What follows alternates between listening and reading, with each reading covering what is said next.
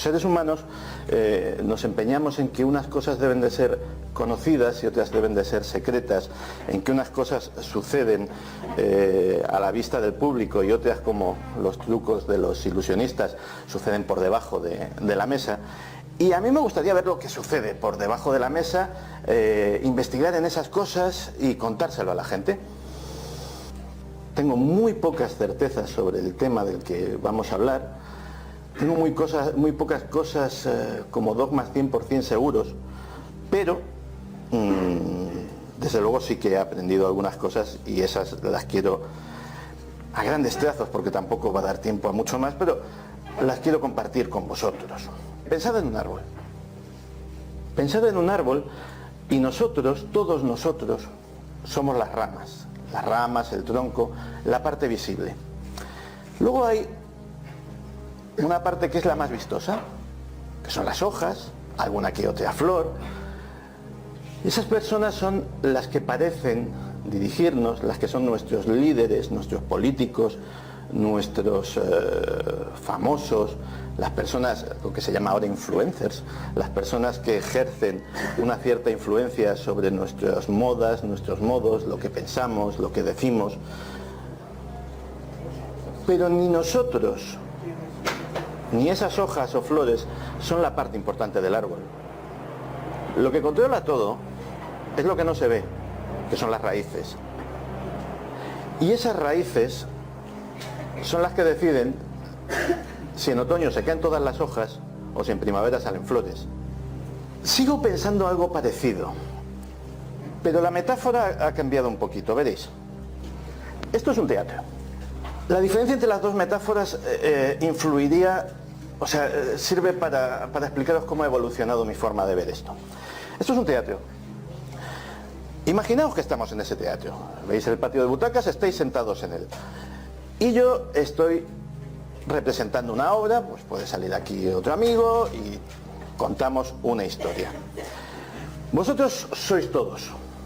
Vosotros sois yo, sois el pueblo, que asiste a una representación que unos pocos, llámalos políticos, llámalos personas poderosas, llámalos también esas personas que influyen en la forma y en nuestra mente y en la forma en que tenemos de ver y pensar y de opinar las cosas, representamos. Yo soy un actor, represento una obra. Pero ¿quién manda ahí? ¿Quién manda en el teatro? Pues mucha gente. Ya no son unas raíces. Hay mucha gente que no se ve y que determina lo que pasa en el escenario. Hay un tío que está por ahí arriba, que tiene un cañón de luz, y que ese cañón de luz lo va dirigiendo hacia un actor o hacia otro y decide, tiene el poder, a pesar de lo que diga el director, él tiene el poder de ver hacia dónde se dirigen nuestros ojos, hacia qué actor. Puede dejar a oscuras a un actor y puede iluminar a otro. Pero luego hay un director, hay un apuntador debajo del escenario que a mí, que sería el actor, me va contando, por si se me olvida el guión que me han impuesto y que os tengo que contar, me va soplando el texto de la obra. Están los que han hecho los decorados, los tramoyistas, los que suben y bajan el telón. De repente, imagínate que al tramoyista le da por decir: esto se acabó, señores, bajo el telón y todo el mundo para su casa. Podría hacerlo. E incluso, sentado en alguna de las primeras filas del patio de butacas, está la persona probablemente que más decide sobre todo ese asunto y a la que menos se ve, que es el autor. Hay alguien que ha escrito la obra. Pues bien, la diferencia entre una metáfora y otra, la diferencia entre cómo ha evolucionado mi pensamiento en todos estos años, es que ya no creo que una gran sociedad secreta o un gran grupo de presión omnímodo esté detrás de todo. Pero sí creo que hay muchos poderes ocultos que a veces entran en colaboración y otras en conflicto, que a veces montan guerras de las que no sabemos absolutamente nada, o que a veces sencillamente sus intereses coinciden y hace que toda la obra se desarrolle de una forma normal y tranquila. Todos esos grupos, que unos tienen que ver con el poder financiero, otros con el poder empresarial, otros con el poder político, Esos son de los que os voy a hablar. Lo que sí que no ha cambiado en todos estos años es una idea que os quiero transmitir. Yo siempre he pensado, y ahora lo intentaré desarrollar o lo intentaré justificar, que yo pienso es cosa mía, no intento convencer a nadie y lo dejo precisamente como un punto de referencia alternativo para que a lo mejor consideréis las cosas desde otro punto de vista. Pues bien, los periódicos, los medios de comunicación, los noticiarios de radio y televisión, los medios de información, todos ellos, y los libros de historia, para mí deberían de llevar por delante de su encabezado ese bonito párrafo que dice: esto es una obra de ficción basada en hechos reales. Porque efectivamente todo es un teatro, todo es un teatrillo del cual efectivamente hay hechos. No hay peor mentira que la media verdad. Efectivamente hay hechos que son ciertos, pero luego cómo se interpretan, cómo se desarrollan, cómo se cocinan, que se dice ahora en la jerga, pues es determinante. Si no me creéis, pensad en la sociedad. Esta imagen la habréis visto mucho, sobre todo los que seáis más aficionados a la conspiración. Hay un esquema de la sociedad. Esta primera ilustración pertenece, como todos sabéis, al símbolo del dólar, pero también es un signo masónico que además la organización secreta de los Illuminati eligió como su emblema. Es especialmente ilustrativo. Como casi toda la simbología masónica, dice mucho. No solamente es evidente que hay una pirámide en la que unos están por encima, otros están por debajo, y hay un ojo que todo lo ve, que está presidiéndolo todo, sino que además, por muy por encima o muy por debajo que esté la parte inferior de la pirámide, todos son ladrillos, todos son leños, todos son seres absolutamente inertes. Es solamente ese triangulito que está separado, convenientemente separado, del cuerpo principal, el que lo sabe todo, el que escribe el guión de la obra que os comentaba. Lo de la pirámide social, como veis, es una representación que ha funcionado desde el antiguo Egipto hasta nuestros días, y que tiene sus ciertas normas. Por ejemplo, cuando a mí me preguntan cómo es posible que estas conspiraciones, algunas de las que hablas, tengan lugar y que se desarrollen sin que la gente sepa realmente lo que está sucediendo, pues este símbolo nos lo da. Hay un concepto que en los servicios de inteligencia que se llama necesidad de saber. Los servicios de inteligencia están desarrollados de tal forma que nadie sabe más de lo que necesita saber para desempeñar su función. De hecho, ese es el procedimiento por el cual el proyecto Manhattan, en el cual se desarrolló la primera bomba atómica, fue secreto hasta el momento que estalló la bomba atómica, a pesar de que trabajaron más de 100.000 personas en él. Os pondré un ejemplo más cotidiano para que lo entendáis. Vais al banco, los que todavía vais al banco, porque cada vez vamos menos porque hacemos estas cosas por internet, pero vais al banco y habláis con el cajero, y ingresáis dinero, sacáis dinero y veis que hay una serie de cosas. El cajero no tiene ni idea de cuáles son los planes o de qué es lo que está pensando o de cuáles son las órdenes que ha recibido el director de la sucursal. Pero es que el director de la sucursal sabe lo que le ha dicho su director regional. El director regional sabe lo que le ha dicho su director general, que a su vez tampoco tiene mucha idea de lo que se cuece en el Consejo de Administración. Pues así en el fondo funciona todo y así se mantienen los secretos. Cuando os decía que los diarios y los libros de historia deberían llevar ese epígrafe de esto es una obra de ficción basada en hechos reales, un buen ejemplo que os quería poner era el de las llamadas operaciones de falsa bandera. Esto que estáis viendo es una cosa que a nosotros como españoles nos atañe bastante, que es el acorazado Maine. En los albores de la rebelión independentista de Cuba, los norteamericanos, se posicionaron claramente a favor de los rebeldes. No creo que por una cierta ansia de libertad o de expandir la democracia, sino más bien porque lo que pretendían, y consiguieron, fue cambiar una potencia colonial por otra, ni más ni menos. Se quedaron con Cuba, y el hecho de que luego no solamente la parte folclórica de casinos y prostíbulos y nightclubs que convirtieron a Cuba en el lupanar de los Estados Unidos, pero aparte de eso, aparte de esa parte más festiva, pues también controlaron las plantaciones de caña, las plantaciones de tabaco y casi todos los recursos naturales en los cuales la isla es muy rica. ¿Y cómo empezó esto? Esto empezó con que el alto mando del almirantazgo norteamericano, en un momento dado en que las tensiones, Norteamérica no tenía nada con Cuba, perdón, España no tenía nada con Norteamérica, pero alguien dijo que los ciudadanos norteamericanos podían correr peligro y que para supervisar la seguridad de estos ciudadanos norteamericanos iban a mandar un acorazado que se estacionase en el puerto de La Habana. 1898. De hecho, no lo dijeron, o sea, aquí os estoy mintiendo. El acorazado se presentó sin más. Autolitos Channel. El gobierno español mostró cierta buena voluntad, no dejó por vías diplomáticas de expresar su sorpresa. ¿Y por qué habéis mandado esto? No, esto es para supervisar, para salvaguardar la seguridad de los ciudadanos norteamericanos que hay en la isla. Bueno, tampoco son tantos y desde luego ni los rebeldes ni nosotros tenemos nada contra ellos, pero vale, no hay ningún problema, que se quede. Una noche, curiosamente una noche en que toda la oficialidad del barco había bajado a puerto para cenar. Solo quedaban marineritos, gente de a pie, ladrillos. El acorazado estalló por los aires.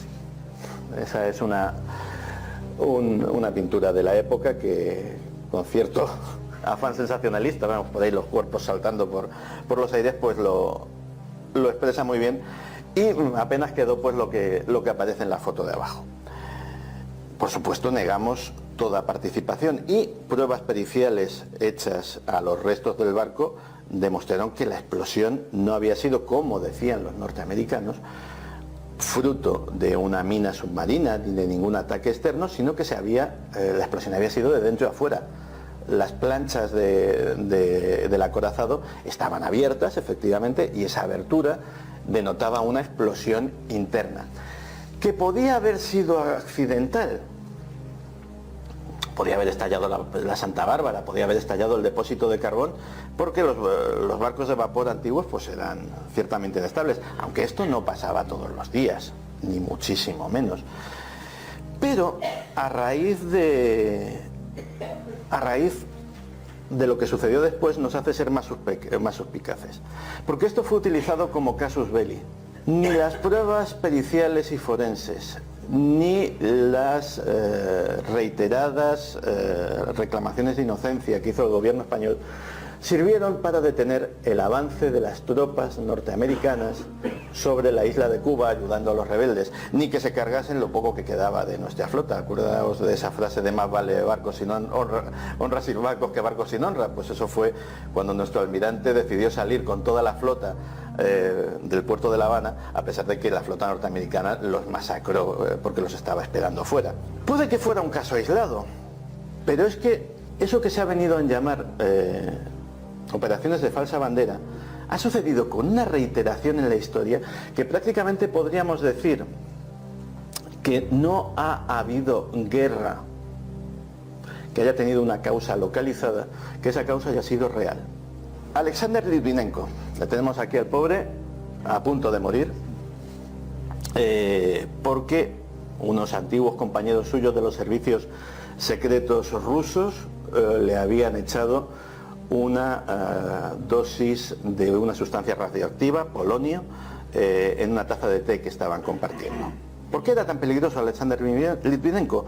Era peligroso porque andaba contando a todo el que le quería oír que la guerra de Chechenia, y parecía que tenía pruebas, que había sido sobre todo causada o motivada por los atentados o los presuntos atentados que independentistas chechenos habían llevado a cabo a lo largo y ancho de toda Rusia, Pues esa invasión rusa de Chechenia había sido basada en una causa falsa. Que el terrible atentado contra un edificio de apartamentos en pleno centro de Moscú, que se llevó la vida de cientos de personas, había sido perpetrado por gente que él conocía. Pues de tanto decir esto, pues este hombre acabó en estas condiciones tan lamentables. Lo que vemos abajo es el incendio del Reichstag. Adolf Hitler fue elegido democráticamente, pero no para ser dictador de Alemania ni para tener plenos poderes. Fue elegido canciller. Pero sin embargo, convenientemente, un malvado comunista que luego resultó ser una persona bastante menguada en sus capacidades mentales y que era un chivo expiatorio perfecto, pues ni más ni menos que se le ocurrió incendiar el Parlamento alemán, cosa que aprovechó Adolf Hitler para solicitar esos plenos poderes. Actualmente el consenso entre todos los historiadores es que el incendio del Reichstag lo hizo el propio partido nazi alemán. Este barquito, que hoy parece que me ha dado naval, este barquito que hay un poco más encima es el Maddox. El Maddox era un destructor norteamericano, no sé si seguirá en servicio, no creo, es muy antiguo, así que diremos era que motivó ni más ni menos que la guerra de Vietnam, en lo que se denominó el incidente del Golfo de Tonkin. Tropas de Vietnam del Norte, lanchas torpederas, atacaron el Maddox. Pues tuvieron que pasar 40 años desde que sucedió esto y más de 60.000 norteamericanos muertos en aquella guerra. Los vietnamitas ni los contamos porque debieron de ser cientos de miles o quién sabe si algún millón,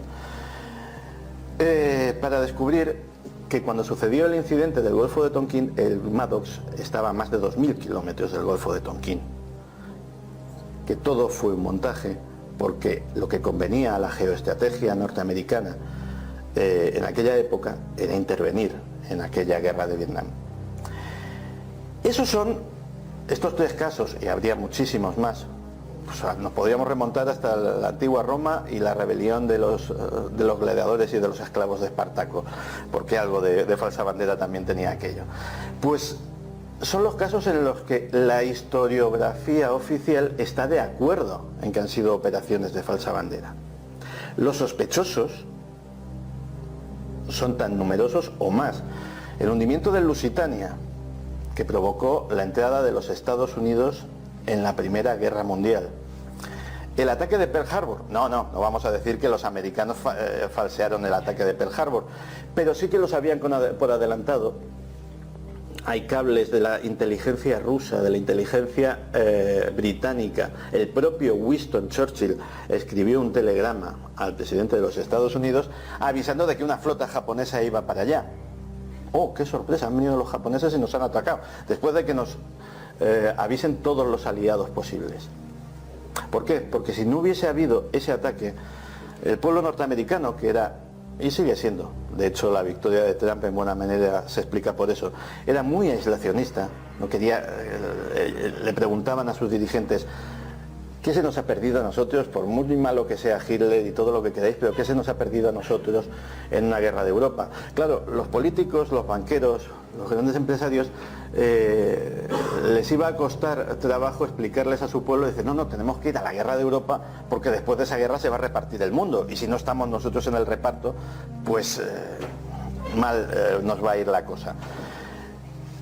Entonces de repente sucedió el ataque a Pearl Harbor y por supuesto el 11S. Autolitus. Que supongo que saldrán las preguntas, así que casi que voy a pasar de puntillas, pero evidentemente hay más que cumplidos indicios de que la historia no es ni mucho menos como nos la contaron. Así que vamos a ver, ¿quiénes son los triamallistas? ¿Quién es el tío del foco? ¿Quién ha escrito la obra? ¿Quién la dirige? Tradicionalmente, aquí vemos a unos señores apuntando a otro con una espada. Esto es un grabado que representa una ceremonia masónica. Tradicionalmente se pensaba, y así fue durante muchos siglos o durante varios siglos, que ese tramoyista era en buena medida las sociedades secretas. sociedades secretas como la masonería, los Illuminati, los Rosacruces, los jesuitas, que también tenían cierta consideración de sociedad secreta a pesar de estar a la vista, eran las personas que escribían el guión de la historia. Y durante siglos lo fueron. El 1 de mayo de 1776, yo personalmente creo que esa madrugada sucedió el hecho, o uno de los hechos más determinantes de la historia de Occidente. De hecho, todavía celebramos el 1 de mayo, aunque lo llamamos fiesta del trabajo, pero hay quien cree que esa celebración viene por otra cosa, viene por la efeméride que os voy a decir ahora. Esa madrugada del 1 de mayo se fundó en Alemania la secta o la sociedad de los Iluminados de Baviera. Gente que tenía ideales que cogidos en frío no son tan malos. Los Illuminati siempre han sido los malos de la historia.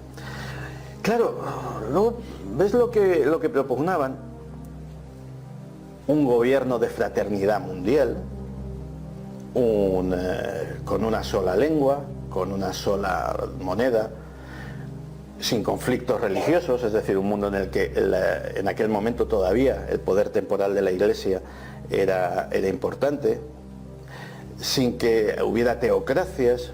Dices, bueno, pues eso podría estar bien. Y de hecho, estoy convencido de que los que formaban parte del grupo no estaban en absoluto pensando que eran malas personas y que querían subyugar a la raza humana, ni mucho menos.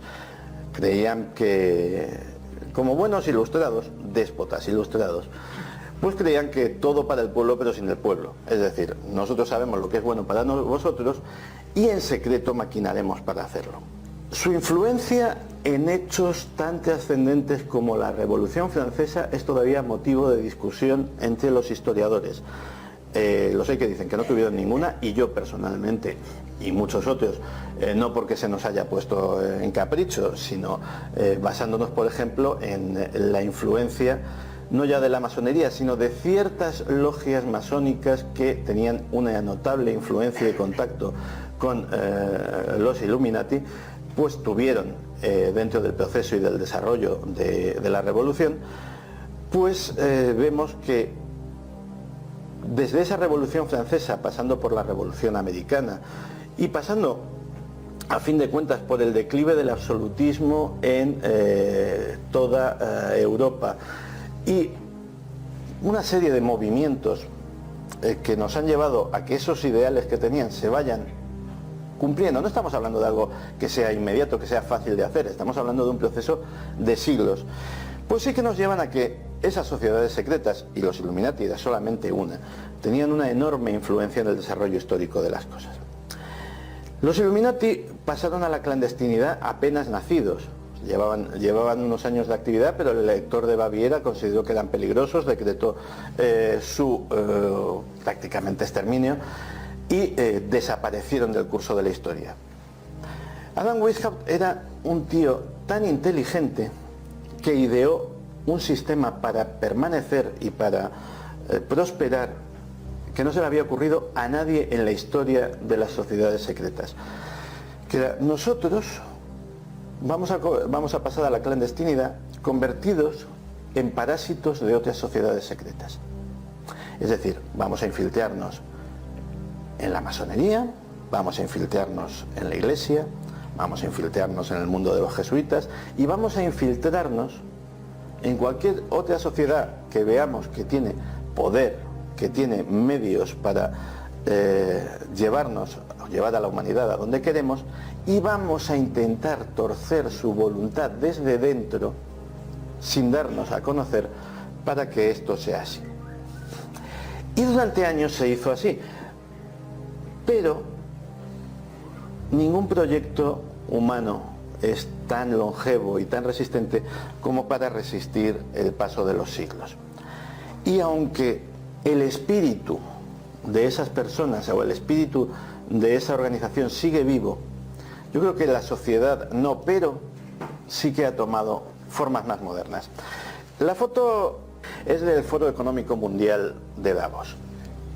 Todos los años, en Davos, Suiza, se reúnen un par de miles de las personas más influyentes del planeta a hablar de sus cosas de persona influyente. De hecho, influyentes tienen que ser porque no tengo ni idea de la entrada que habéis pagado aquí, pero la entrada para esto es de más de 170.000 euros para entrar al Foro Económico Mundial a hablar un rato. Mejor dicho, a escuchar, porque ni siquiera eres de los que hablan. O sea, los que hablan son estos cuatro que están ahí, más Bill Gates y todo el que quiera allí dar más o menos una conferencia, pero el resto paga 177.000, para ser exactos, euros de inscripción para estar ahí. ¿Y qué vale 177.000 euros? Porque esta gente no es tonta, ¿eh? O sea, esta gente tiene 177.000 euros para gastárselo precisamente porque sabe en qué se gasta 177.000 euros. Hay una anécdota, claro, los ricos son ricos porque saben el valor del dinero y saben para qué sirve. Los ricos son ricos sobre todo porque saben para qué sirve el dinero, que no es para gastárselo. Eso es lo que pensamos los pobres. El dinero vale para otra cosa. Había una anécdota que el abuelo Rockefeller estaba en Tiffany, en Nueva York, y pues debía de tener un compromiso, compré una joya a alguien, y el hombre iba preguntando, ¿y esto cuánto vale? No, pues esto $3.000. ¿Y aquello? 8.000. ¿Y aquello? 100.000. ¡Hala! No, hombre. Y el dueño, que evidentemente era el que le atendía, ya le dice, señor Rockefeller, su hijo viene aquí muy a menudo y nunca pregunta el precio de las cosas.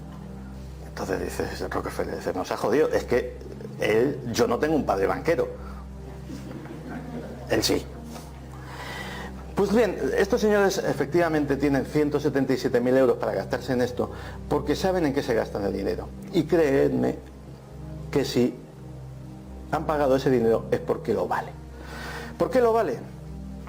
Porque en este foro o en las reuniones del grupo Bilderberg, del que todos o casi todos habéis oído hablar, se decide lo que va a pasar. Bueno, el que paga 177.000 y está allí sentado en la oscuridad no decide lo que va a pasar, pero va a enterarse. Saber lo que va a pasar es importante. Saber lo que va a pasar te determina dónde invertir, en qué, te determina si tu empresa tiene que entrar en expansión o tienes que despedir a 2, 3, 4.000 empleados. Saber lo que va a pasar vale 177.000 euros y muchos más. Es ahí donde se reúnen y donde deciden las cosas los nuevos Illuminati. Todos los años, la reunión del grupo Bilderberg, aquí ya ni pagando. Tú no puedes ir a una reunión del grupo Bilderberg ni con 177.000 euros ni con 177 millones. Esa ya es el top, lo más. Ahí solo se puede ir por invitación. Pues estos son muchísimos menos, no son 2.000 como los del Foro Económico de Davos. Estos son apenas, no llega a 200 nunca. Pero ¿qué 200? Jefes de Estado, presidentes, reyes, empresarios del más altísimo nivel, banqueros, directores no de medios de comunicación, sino de grandes cadenas de medios de comunicación, de grandes emporios mediáticos, van allí todos los años y ahí sí que se decide.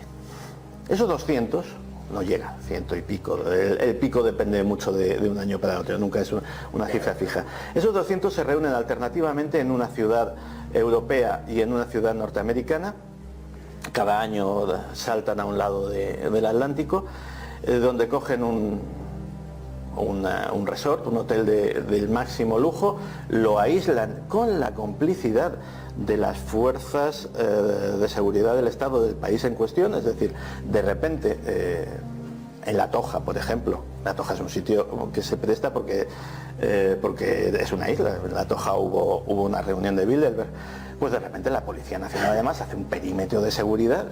¿Por qué? Si esto es una cosa privada, pero lo hace. Alguien les da la orden, no sabemos quién ni por qué, pero les dan la orden, sea aquí o sea en Estados Unidos o en Suiza o en Alemania o en los diferentes países donde ha habido reuniones. Y estos sí deciden, estos sí que son los nuevos Illuminati. Y tienen una cosa muy divertida, son gente, algunos de ellos son cargos públicos, son personas que están ahí porque les han votado, otros van antes de que les voten, curiosamente. Muchos otros van antes de que les voten. Autolitus Channel. Tienen una capacidad de predicción tremenda porque casi siempre terminan invitando, cuando hay elecciones en un país, al candidato que va a ganar. Nunca invitan a los dos y casi nunca al que pierde. Alguna vez se han equivocado. Pero siempre invitan al candidato que va a ganar. Para meterle en el grupito. Para impartir doctrina y que vaya conociendo a la gente que cuenta. A la gente... Y estos sí que han recogido en buena medida, no voy a decir que sean Illuminatis, pero sí han recogido en buena medida el ideario de los antiguos Illuminatis, que os lo voy a resumir en una sola palabra: globalización. La globalización es lo que se ha montado en todas estas reuniones más o menos secretas, en todos estos sitios donde van el presidente de tal país o el ministro de tal otro, que no estarían ahí si no les hubiésemos votado, pero van a hablar en secreto. Porque, según dicen los propios estatutos o la propia página web del grupo Bilderberg, es que la gente se siente más libre si habla en secreto y luego no se sabe lo que ha dicho. Lo cual te lleva a pensar, dice, o sea que esta gente dice cuando se reúnen entre ellos cosas que no dirían jamás delante de una cámara. Es una bonita reflexión sobre la gente que nos dirige. ¿Y cómo nos dirige? Justo en la etapa de entreguerras, que fue una etapa apasionante del mundo intelectual, surgieron dos novelas distópicas que se han convertido en clásicos: Un mundo feliz, de Aldous Huxley, y 1984, de George Orwell. De hecho, la ilustración grande es el famoso Gran Hermano. El Gran Hermano te vigila. George Orwell planteaba un estado totalitario futuro en el que la tecnología estaría presente en todas las casas. Había unas videopantallas que además tenían una camarita y te estaban vigilando constantemente. El Gran Hermano te vigila. Y si decías algo en contra del Gran Hermano, y si te comportabas de una manera impropia, y si casi pensabas de una manera impropia, automáticamente llegaba el equivalente de la Gestapo y te hacía desaparecer. Algo muy parecido a lo que pasa en Corea del Norte, por poner un ejemplo. Aldous Huxley fue mucho más sutil. Dijo: también planteó una sociedad totalitaria, también planteó una sociedad sin libertad, también planteó una sociedad futura en la que la gente estaría esclavizada, pero él se planteó una cárcel sin rejas. Dijo: no, mira, en el futuro vamos a darle a la gente diversión grosera, vamos a darles cotilleos, vamos a darles sexo, vamos a darles toda clase de entretenimientos para que piensen poquito y actúen menos. Vamos a darles dinero, que manejen y sobre todo que consuman, y vamos a darles drogas, ya, que estén tranquilizantes, ansiolíticos, que estén tranquilitos de la vida. Yo durante mucho tiempo, pensé que Huxley estaba, y no hay más que ver la sociedad, que Huxley fue el que estaba más acertado, el que estuvo más fino en su pronóstico. Sin embargo, apareció este señor de las gafitas y me hizo cambiar de idea. El señor de las gafitas es Edward Snowden. Edward Snowden es uno de los personajes más interesantes que ha dado el mundo en los últimos años. Era un agente de la Agencia Nacional de Seguridad. En Estados Unidos hay 17 agencias secretas. 17. Todas ellas están jerárquicamente, dependen de la Agencia Nacional de Seguridad, que es como ese pariente que hay en todas las familias, del que nunca se habla, pero que está presente en el ánimo de todos. Es esa oveja negra que en un momento dado le puede decir a la CIA o a la DIA o a la DEA o a cualquiera de ellas lo que tiene que hacer, porque tiene el poder para hacerlo. ¿Y qué poder tiene? Pues la información es poder. Pues imagínate el que tiene toda la información. Pero cuando digo toda, no es mucha, ni muchísima, ni un montón. Es toda. Toda. Y eso es lo que nos dijo Snowden. Snowden nos hizo... Este hombre trabajaba allí de analista. Era un chaval patriota. Dice que lo sigue siendo y no lo dudo. Bastante de derechas. Votó en su día a Bush. De una buena familia. Vamos... las antípodas de lo que se supone que debería de ser un antisistema. Pero este estaba todo el día tecleando y viendo lo que pasaba a su alrededor. Y como patriota, y así lo justifica, decidió que la única forma de ser auténticamente patriota en su país era cometer un acto de traición impensable, que era desvelar lo que sucedía tras los muros de la Agencia Nacional de Seguridad. Y lo que nos desveló fue, pues lo que os decías antes, que no es que tengan un poquito, o mucha, o muchísima, o una burrada de información. Es que la tienen toda. Cuando digo toda, la mayoría habréis escrito un correo electrónico en las últimas 24 horas. Yo muchos. Y la mayoría alguno. Esos los tiene la NSA. Están allí. Y me da igual que haya sido a vuestro jefe, a vuestros hijos, a vuestro amante... Lo tienen, que sean más o menos vergonzosos, que tengan información más o menos privada, lo tienen. Y si un día, por la razón que fuera, el gran hermano tiene algo en contra de vosotros, no tiene más que teclear vuestro nombre y saldrá. Nadie lo lee, o sea, los que esos correos electrónicos o esos mensajes de WhatsApp o esas comunicaciones privadas por las redes sociales. Sí, los mensajes directos son privados. Tiene gracia. Pues los que sean algo vergonzosos, los que tranquilos, que eso no lo lee nadie. Pero está ahí, por si acaso. Porque nunca se sabe. Llevan años construyendo, porque se les ha acabado el espacio físico. Llevan años construyendo en Utah, en mitad del desierto, la NSA, su nuevo centro. Su nuevo centro tiene una capacidad de proceso y almacenamiento de petabytes al segundo. Es decir, pueden almacenar instantáneamente todo el tráfico de Internet mundial en tiempo real. Y al que le maree la cifra o la crea exagerada, cuando llegue a casa, que busque la página web de la NSA, que allí se lo cuentan, que es lo peor del asunto. O sea, tampoco te lo ocultan demasiado. Lo que sí te ocultan son las cosas que decía Snowden. ¿Y qué más cosas decía Snowden?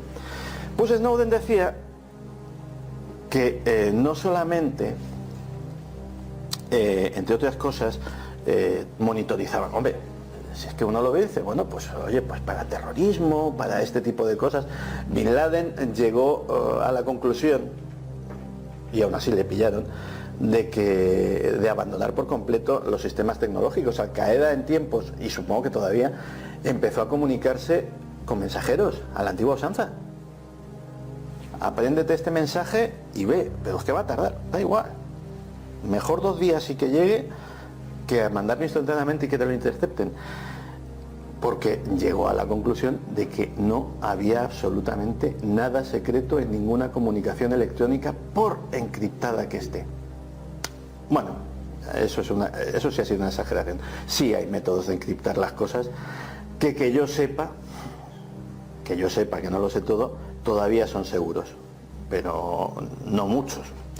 Pues una de las cosas que nos dijo Snowden, curiosamente de las que más desapercibidas pasaron en las noticias, fue que aparte de espiar las redes sociales, se manipulaban. Se manipulan, pero ¿cómo es que se manipulan? Pues sí, señor, dijo Snowden. Resulta que tanto el MI5 británico como la CIA, como la NSA, como diversas instancias gubernamentales de varios países tienen ejércitos, los llamamos de trolls, vamos a poner ejércitos de trolls, gente versada en sociología, psicología social, técnicas de manipulación mental, etcétera, etcétera, destinadas a inundar las redes sociales de mensajes que hagan variar la opinión pública en el sentido en el que esas agencias y esas instituciones deseen. ¿Que queremos poner de moda tal idea? Pues un poquito de presión social por las redes y lo convertimos en trending topic. ¿Que queremos enaltecer a tal personaje? Pues porque queremos que, por ejemplo, gane unas elecciones o las pierda. Pues procedemos a ello. Entonces sí llegué a la conclusión de que efectivamente el modo de ejercer el control era una mezcla entre las dos distopías, entre Un mundo feliz y 1984. De todas formas, hay cosas que no se pierden. Dice, bueno, la tradición de los Illuminati, pues Autolitus. ya. Bohemian Grove. Esto es una fotografía, aunque parezca una pintura de lo bonita que es, pero no es una pintura, es una fotografía. Y es una fotografía relativamente reciente, aunque veáis a la gente con túnicas, aunque la veáis en una ceremonia con una estatua. Eso es un búho, aunque no lo parezca, pero es un búho que es el animal que representa, es el animal que representa a la diosa Atenea, y curiosamente era la mascota o el animal simbólico de los Illuminati. Todos los años en un bosque norteamericano que se llama Bohemian Grove se celebra otra de estas reuniones súper exclusivas, donde un grupo de políticos, financieros, etcétera, etcétera, se reúnen, aparte de para hacer hogueras y para hacer extrañas ceremonias más o menos esotéricas, se reúnen para una francachela monumental que dura una semana, y estamos hablando del presidente de los Estados Unidos, la mitad de su gabinete, las fortunas mayores, etcétera, etcétera. Solo hombres, curiosamente. O sea, es igual que a Bilderberg y estas cosas pues son mixtas. Esto, que evidentemente es una orgía, vamos a llamarlo como por su propio nombre, los asistentes, al menos los asistentes que no son pagados o pagadas, son solo hombres. ¿Por qué suceden estas cosas? En todas las sociedades secretas y delictivas hay una forma de iniciación. Las bandas callejeras a ti te inician cuando matas a alguien, cuando la sociedad tiene un secreto que puede usar contra ti, cuando demuestras ser uno de los nuestros. Pues participar en una orgía de una semana da a todos los participantes esa que salía, muy parecido a lo que salía en la película de Kubrick, I Was Sad, pues algo por el estilo. Es por esas cosas por las que curiosamente siempre se termina asociando a gente muy poderosa con cosas como redes pedófilas, como redes de prostitución de menores, ese tipo de historias. Porque en el fondo ese tipo de grupos, no solamente estamos hablando de que sean unos tíos más viciosos, no, sino que además lo utilizan para su cohesión. En las empresas, ¿por qué saco aquí Toyota y Noruega? Toyota es más grande que Noruega. Con eso os quería ejemplificar que el poder de las grandes multinacionales es gigantesco. Por Producto Interior Bruto, por presupuesto en el caso de la compañía y Producto Interior Bruto en el caso del país, Toyota es más grande que Noruega. Pero es que hay 6 o 7 compañías más grandes que Noruega. El poder que tienen las multinacionales tampoco hay que echarlo de menos. Las multinacionales cuyos ejecutivos van a esas reuniones que decía antes, por cierto.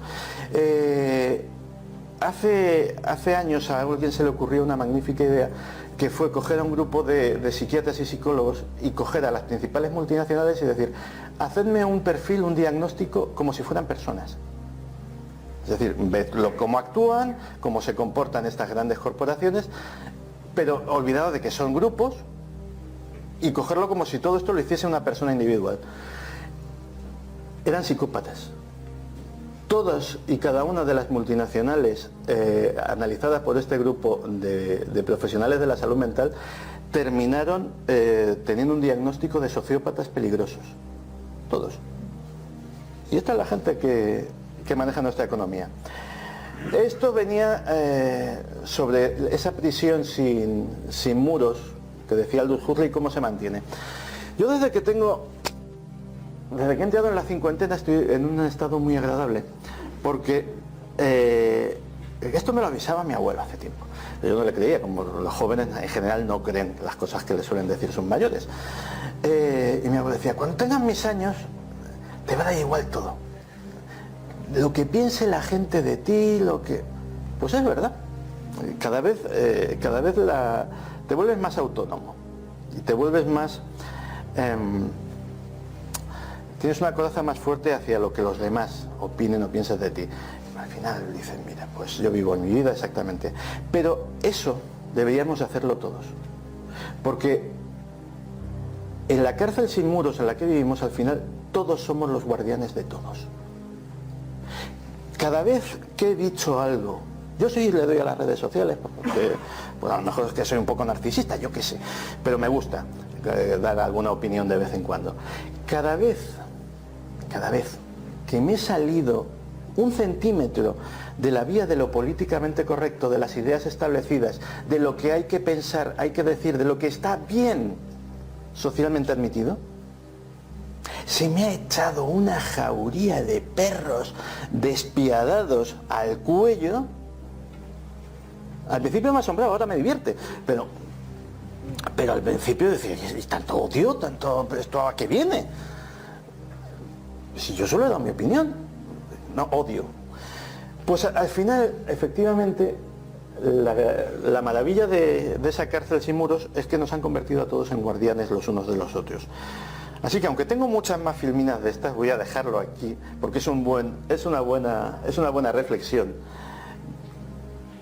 Que seáis libres, que penséis lo que penséis y digáis lo que digáis, sed vosotros mismos y no dejéis ni que yo, ni que la persona que tenéis sentada al lado, ni que nadie se convierta en el guardián de vuestra cárcel sin muros. Yo creo que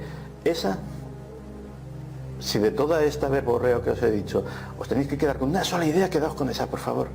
Sed libres. Sed libres porque ya hay mucha gente procurando que no lo seáis. Muchísimas gracias.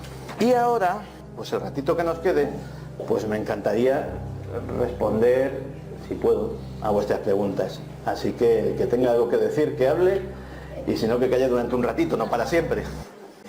¿Cómo se analiza a Toyota, a un emblema, a una cosa de latón? Toyota no es una cosa de latón. Ya. Toyota es una corporación que como tal tiene una línea de actuación. Puede despedir a gente o contratarla, puede aumentar o bajar los precios de sus productos, puede hacer actuaciones pues, medioambientalmente más o menos éticas. Es decir, todas las empresas, aunque tengas una mercería se puede analizar como una persona, porque del fondo es el comportamiento de las personas que las dirigen lo que determina el comportamiento de esa institución. En un gobierno de un país le pasa exactamente lo mismo. Un gobierno puede ser más o menos ético, más o menos funcional, más o menos benigno. No es lo mismo, no tenemos la misma consideración como institución de la Confederación Helvética que de Corea del Norte. Todos sabemos que serían mejor persona, si fuera una persona, los suizos, y peor persona los coreanos del norte. No sé si te he respondido. ¿Alguna más?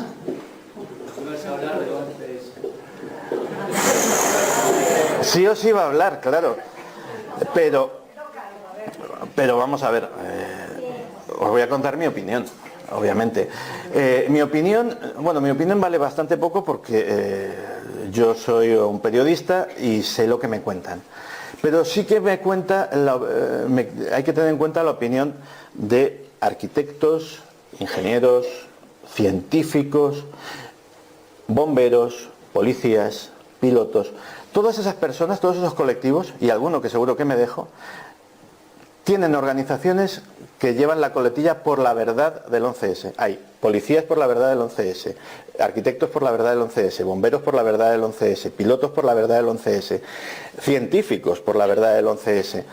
Todas esas organizaciones tienen una cosa en común, que según su experiencia profesional, y están integradas por grandes profesionales, según la experiencia profesional de esos pilotos, de lo que ellos saben de pilotaje, de esos arquitectos, de lo que ellos saben de cómo se cae un edificio o se deja de caer, de esos bomberos, de lo que saben de cómo se propaga un fuego o se deja de propagar, todos esos profesionales coinciden en una cosa.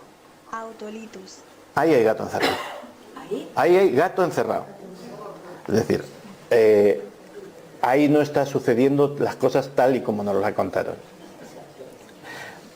El mayor ejemplo de todos, que supongo que los conocedores del tema os causará un poco de hastío, pero lo voy a poner porque es el más conocido. En el World Trade Center no cayeron dos edificios, cayeron 3.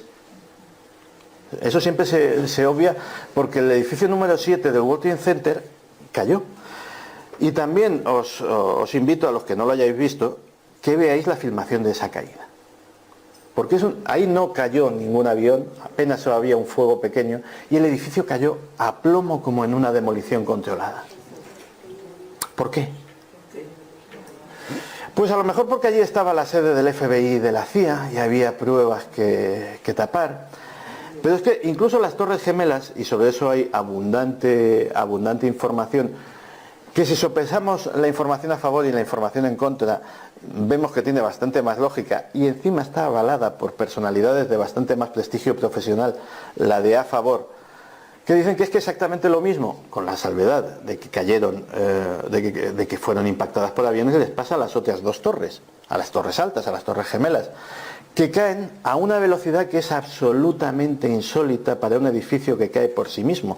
De hecho, nunca ningún rascacielos que haya sufrido un incendio de ningún tipo en ninguna parte del mundo se ha desplomado. Nunca. Jamás. Ha habido incendios en rascacielos en todo el mundo. Es más, incluso por terremotos, por otro tipo de... Se han caído rascacielos y no se han caído así. Se han caído enteros. Hacia un lado, hacia el otro. Algunos se ha quedado incluso apoyado en el edificio de al lado, que hay fotos muy impresionantes para ver por ahí. Pero ese colapso de demolición controlada solo ha sucedido cuando ha habido una demolición controlada, con explosivos. Pero encima es la velocidad. Por pura lógica, si una planta colapsa sobre la anterior, y está sobre la siguiente, la siguiente, la siguiente, la siguiente, la siguiente. Y ese proceso de ir cayendo como un castillo de naipes, lleva un tiempo. O sea, lo que no sucede es en caída libre, es decir, que el edificio cayó exactamente a la misma velocidad que si hubiésemos soltado una pelotita de acero.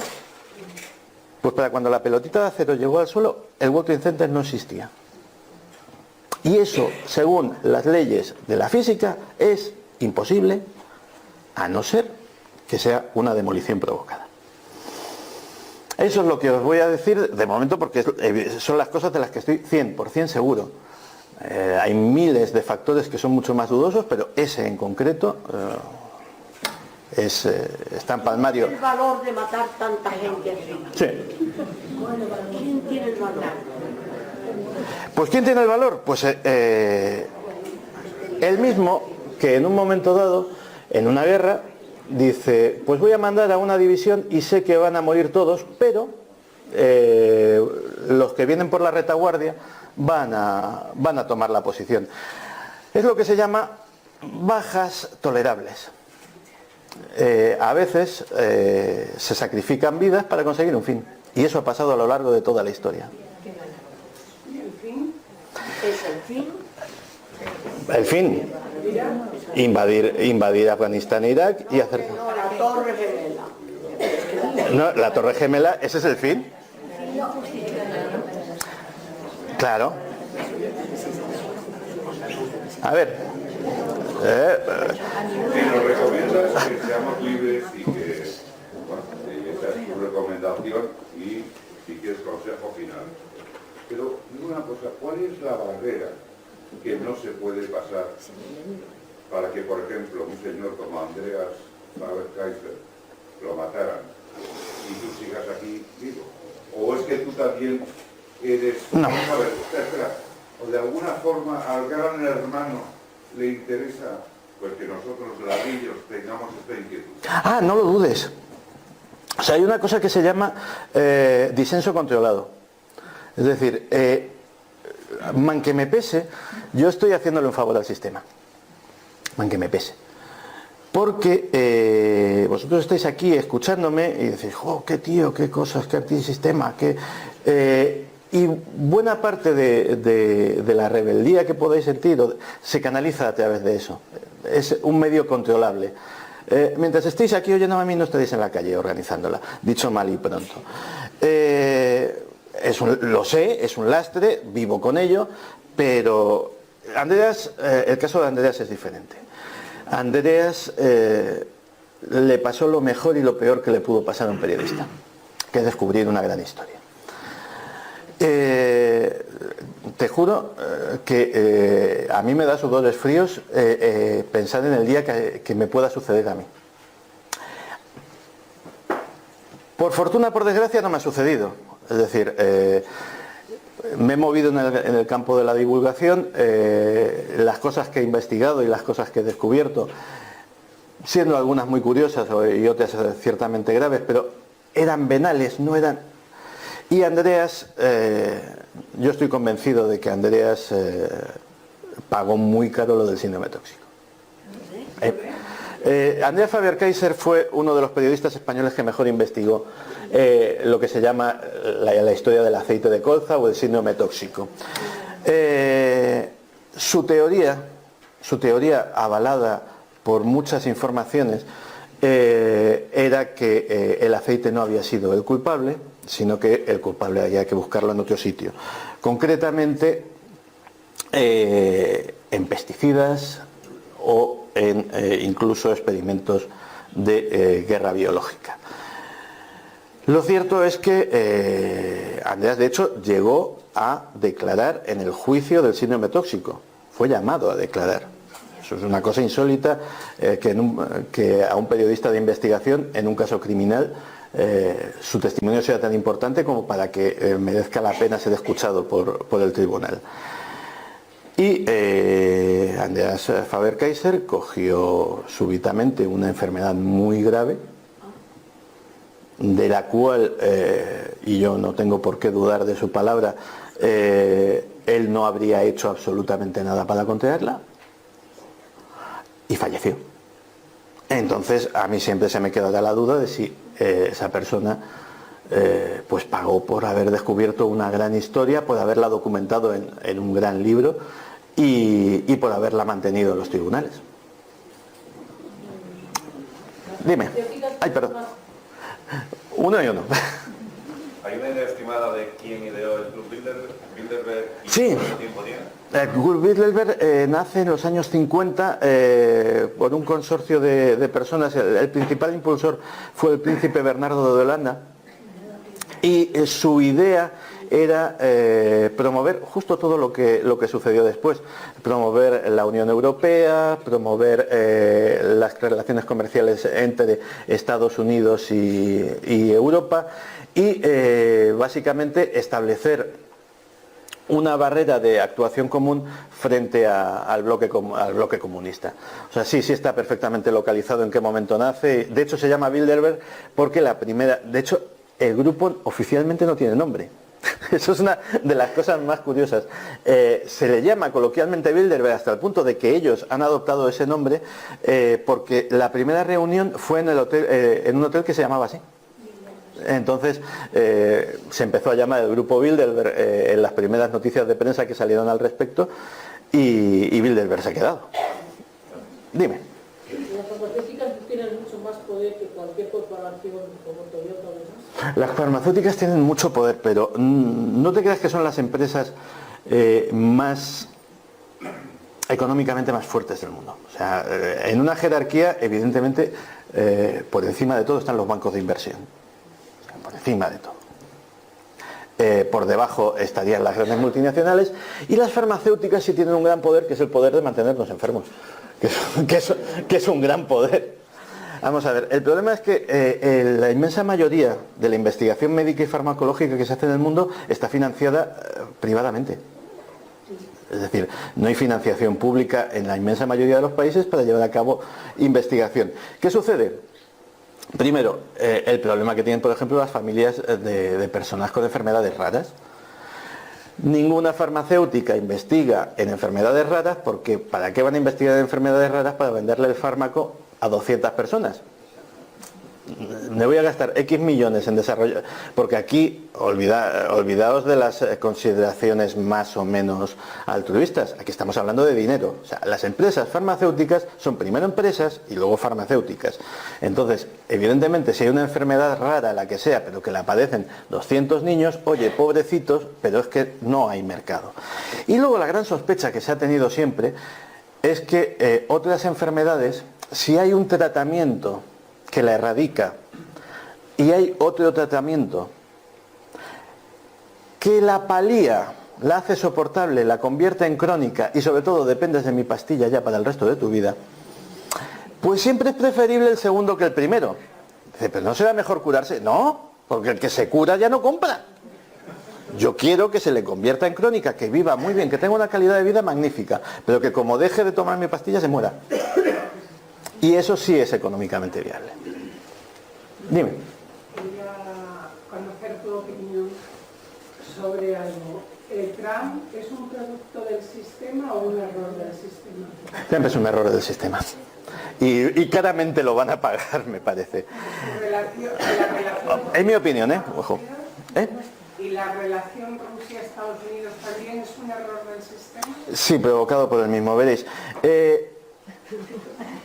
La historia es la siguiente. La gente, a cada uno a su nivel, o sea, yo creo que la inmensa mayoría de lo que os he contado aquí, pues hombre, no voy a caer tan bajo de decir que son obviedades, pero sorprenderos mucho tampoco os habrá sorprendido muchas cosas, ¿no?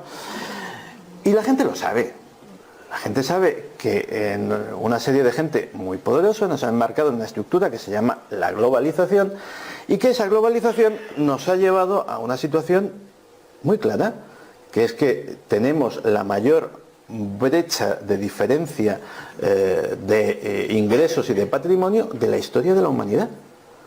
Cada vez los ricos, parece un planteo, pero es perfectamente cuantificable y demostrable con los números en la mano, pero cada vez los ricos, y créanme, cuando digo ricos, me da igual que aquí haya alguno que viva en La Moraleja. No estoy hablando de esos ricos, estoy hablando de ricos de 5.000 millones para arriba. Y cada vez esos ricos son más ricos y el resto cada vez somos más pobres, porque la tarta se está repartiendo así. La globalización le ha venido muy bien a muy pocas personas y muy mal a la mayoría. Si tú tienes un teléfono, este mismo, no lo voy a tocar, que vamos a suponer que vale 500 euros. Este teléfono fabricado en China, pues de esos 500 euros probablemente con fabricación y mano de obra cueste 75. 75. Eso deja un margen de beneficio para la empresa gigantesco. La diferencia es que hacer este teléfono en Getafe, la primera que se me ha ocurrido, a lo mejor con mano de obra y materiales, en vez de 75 cuesta 150. ¡Caramba! Que también deja muy buen margen. Ya, pero no es tanto. Me lo llevo a China. Tal ha llegado a ser la situación de que después de que efectivamente China se ha convertido en la factoría de Occidente y se ha llevado buena parte de los ingresos económicos que deberían haber sido de puestos de trabajo de otros sitios, es que ahora en China empiezan a vivir la deslocalización también. Y el señor del teléfono dice, hombre, sí, esto cuesta hacerlo en China 75, pero es que en Vietnam cuesta 50 y 25 más que me llevo. Y se están llevando las empresas de China, se están llevando la fabricación de muchas cosas de China, porque en el fondo la gran trampa no era venderte un teléfono barato, no era que los bienes os cuesten a vosotros y a mí más baratos, porque el teléfono lo van a cobrar al mismo precio porque lo determina la ley más vieja de la economía, que es la de la oferta y la demanda. Autolitus Channel. Mientras haya margen, La ley de la oferta y la demanda determinará el precio del teléfono. Entonces, ¿cuál es la diferencia de que cueste más o menos fabricarlo dentro de unos márgenes de beneficio razonables? La diferencia es que gane más o menos la empresa, ni más ni menos. Y si descubre que en Groenlandia hay 2 millones de esquimales dispuestos a hacerlo por grasa de foca, pues se llevarán las factorías allí. Esa es lo que ha traído la globalización. Y entonces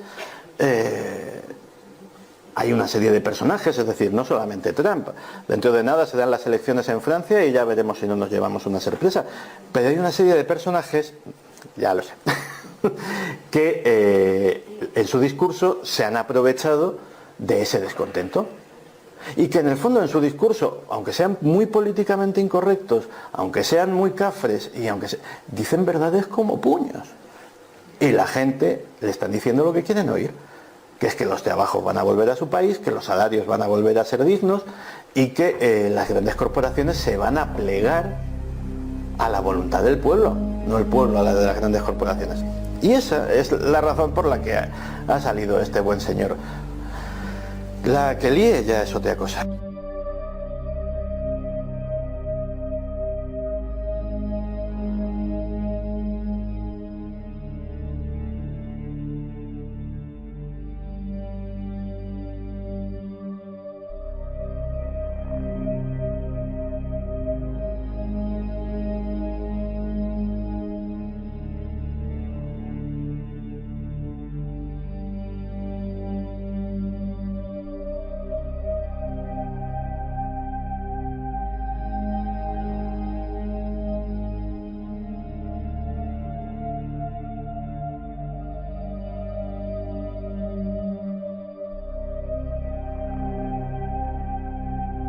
Autolitus.